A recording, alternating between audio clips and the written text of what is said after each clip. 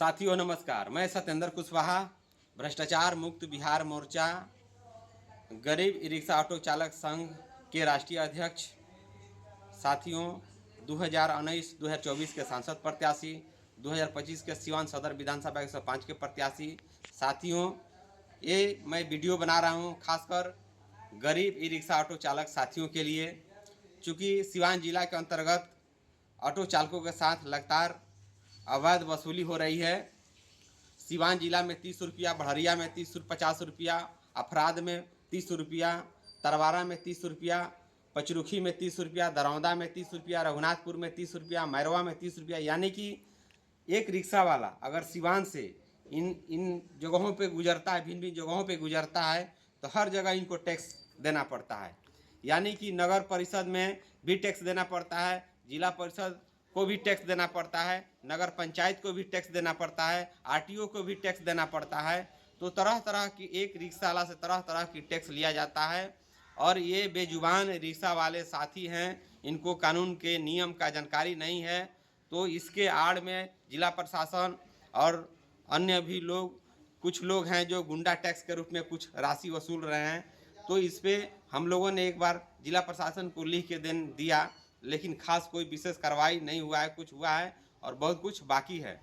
तो साथियों एक जिला में एक टैक्स होना चाहिए, इसलिए हम लोग जिला प्रशासन से मांग करते हैं कि एक जिला में एक टैक्स लिया जाए और जो निर्धारित शुल्क है उससे कम पैसा वसूला जाए। यानी कि टैक्स एक दिन का 10 रुपया ही टैक्स वसूला जाए, इस तरह का हम लोग मांग करते हैं।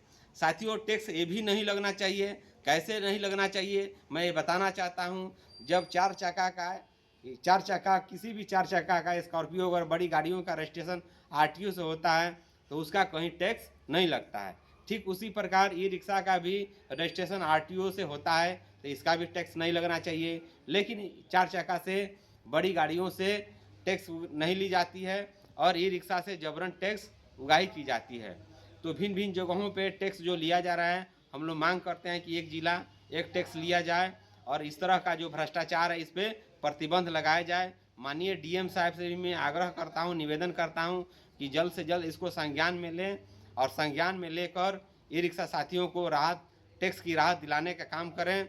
दूसरी नंबर बात कि पूरे जिला में कहीं भी ई रिक्शा के लिए ई रिक्शा स्टैंड नहीं है।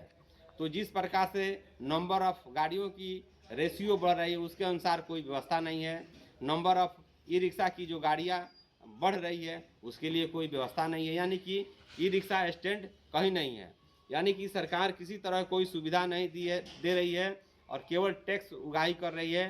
तो हम लोग फिर दोबारा इसका पुरजोर विरोध करेंगे और जिला प्रशासन को घेरने का काम करेंगे। हम लोग हो सकता है डीएम साहब को हम कार्यालय को घेरने का काम करें और एक जिला एक टैक्स की मांग करते हुए मैं जिला प्रशासन से आग्रह करता हूं कि अविलंब इस पे ध्यान दिया जाए। अवैध वसूली, अवैध टैक्स, तरह तरह का टैक्स और बहुसंख्यक टैक्स, कई तरह का टैक्स पर प्रतिबंध लगा के एक जिला एक टैक्स लागू किया जाए। जय हिंद, जय भारत, जय सिवान।